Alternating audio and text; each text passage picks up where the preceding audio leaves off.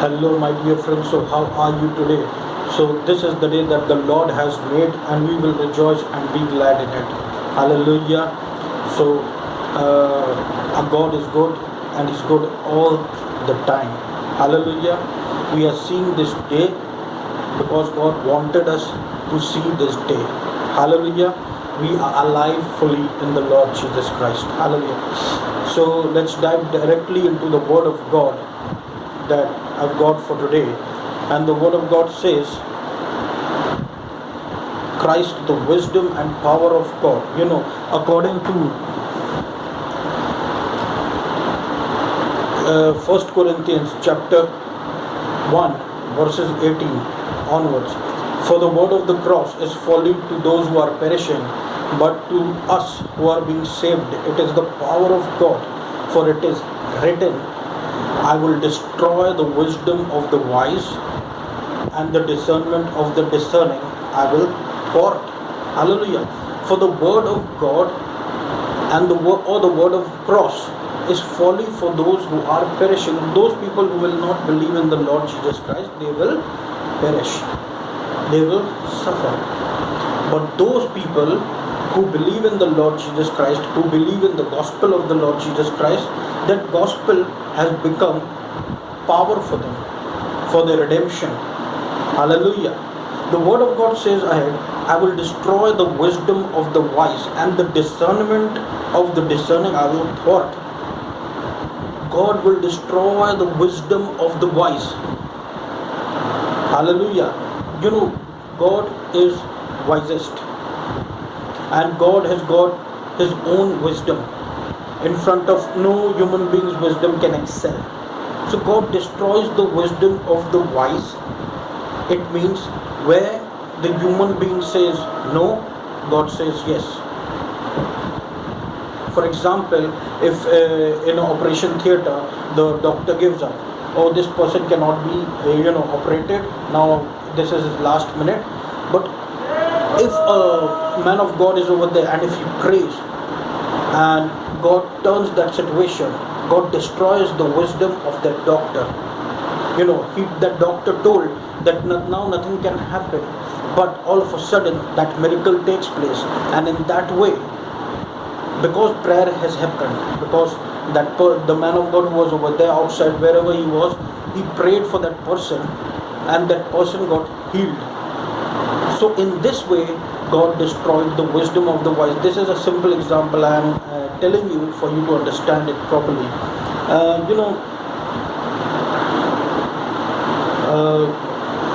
The wisdom of this world is far much more lesser than the wisdom of God. There are two types of wisdom. One is wisdom of the world, and one is wisdom of God. Like we can say that there is spirit of the world and there is spirit of God. So whatever is from above, it's big. It's bigger than the world. Hallelujah. So from above, the wisdom of God is there, and from beneath, the wisdom of the world is there. The wisdom of God is even much more bigger than the wisdom of the Solomon. Even Solomon's wisdom cannot excel the wisdom of God, because the wisdom of God is very, very different. God uses the weak things of the world. God uses the weak persons of the world. God uses the foolish things of the world. God uses the weak things of the world to put to shame the wise things of the world, to put to shame the strong persons of the world. Hallelujah. God is different. The wisdom of God is different. Hallelujah. The word of God says ahead in 1 Corinthians chapter 1 from 26 verse onwards. For consider your calling, brothers. Not many of you were wise according to worldly standards. Not many were powerful, but many were of noble birth. But God chose what is foolish in the world to shame the wise. God chose what is weak in the world to shame the strong. God chose what is low and despised in the world, even things that are not, to bring to nothing things that are, so that no human being might boast in the presence of God. who became to us wisdom from God, righteousness and sanctification and redemption, so that as it is written, let the one who boasts boast in the Lord. Now, what God has done, He has chosen the weakest things of the world. He has chosen the, people who are neglected in the world. This is God's wisdom, and in this way, He puts to shame people who are wise and people who are, strong. So what happens in the we see over here that God is increased in the eyes of human beings. When people see these kind of people standing on the stage, I know this person, I have seen this person.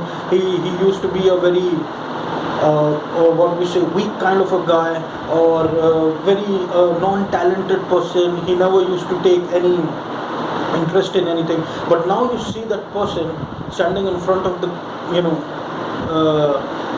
standing in front of the crowd, or standing in front of many people, and he's excelling in things that he's doing, or that God ordained him to do. So you praise God, in his presence. Why?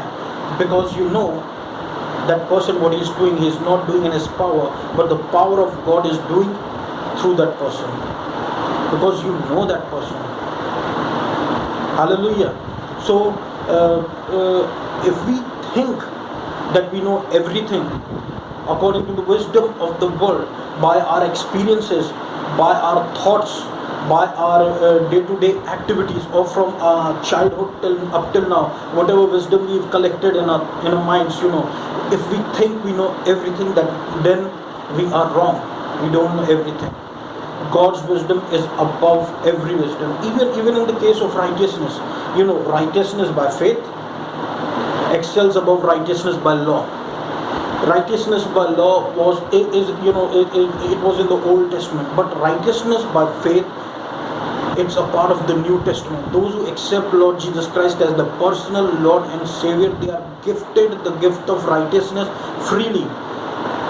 People are not able to grasp this kind of wisdom. How can some things be given freely? They are running after righteousness by law. Means they are wanting to do good things in order to earn favor from God. They are wanting to do the right things in order to be above other people, so that God will love them more. But God loves them already without doing anything. For God so loved the world that He gave His only begotten Son, and whosoever believeth in Him shall not perish but have everlasting life. It's simple. You don't have to do anything in order to increase the love of God for you. God already loves you. It's His wisdom. But people are not able to grasp that wisdom. They are thinking that they have to do something in order to be the favorite of God. God loves us freely, my dear friends. God loves us freely, and He loves us very much.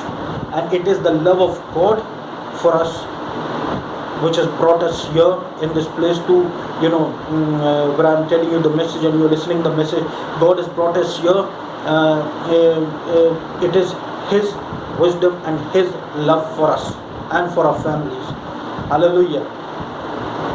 So this is the way, my dear friends, the wisdom of God excels above the wisdom of the world. The wisdom of God is, it includes humbleness. Because it is from above, it includes humbleness. I would like to tell you from the verse.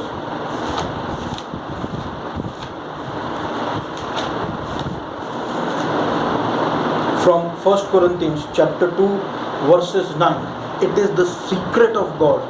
It is the hidden wisdom of God.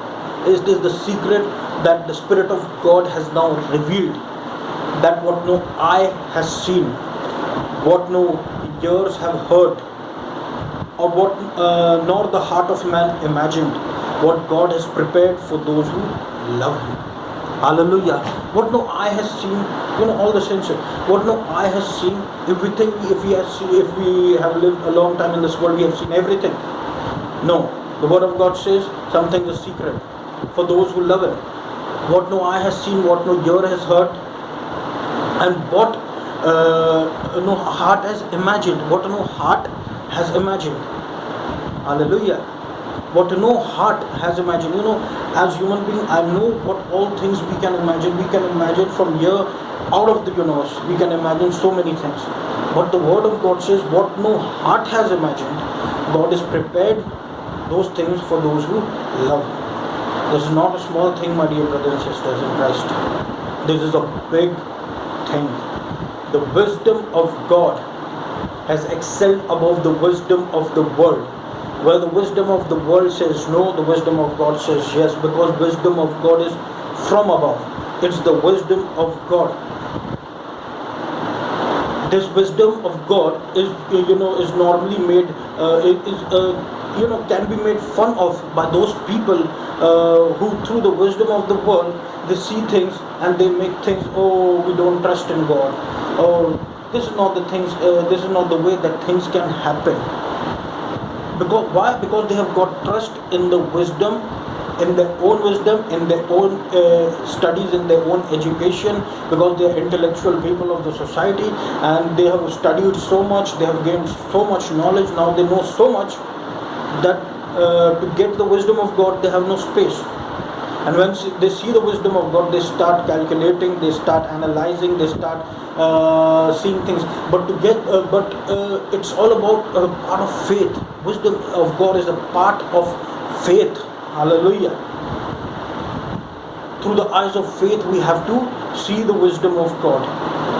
We don't have to become like the Jews who demanded a sign. We don't have to become like Greeks who wanted wisdom to understand everything. But we just simply need to put our faith in the Lord Jesus Christ, in His wisdom. And when He says nothing is impossible with God, means nothing is impossible with God. When He says Christ hath redeemed us from the curse of the law, that means Christ hath redeemed us from the curse of the law. When He says no weapon formed against us shall prosper, because we are the righteousness of God in Christ, hallelujah, that means no weapons will prosper. The wisdom of God is the word of God. You cannot rise yourself above the word of God. Everything is according to the word of God. God is simply what He has written about Himself in the word of God. He is that only. And He loves us very much. Hallelujah. So my dear friends, there's hope still. Because if we think that everything is over now, but God says no, everything is not over. It's just rising. Hope is rising again. Hope is rising again. God is doing a new work, and God, can do things instantly like this. So if we are thinking we are troubled right now, if we are in any kind of sickness, if we are in any kind of financial problems, if we are in any kind of court cases, or if we in any kind of land disputes, or if we are in any kind of educational, we are not able to pay money for education, and if we think now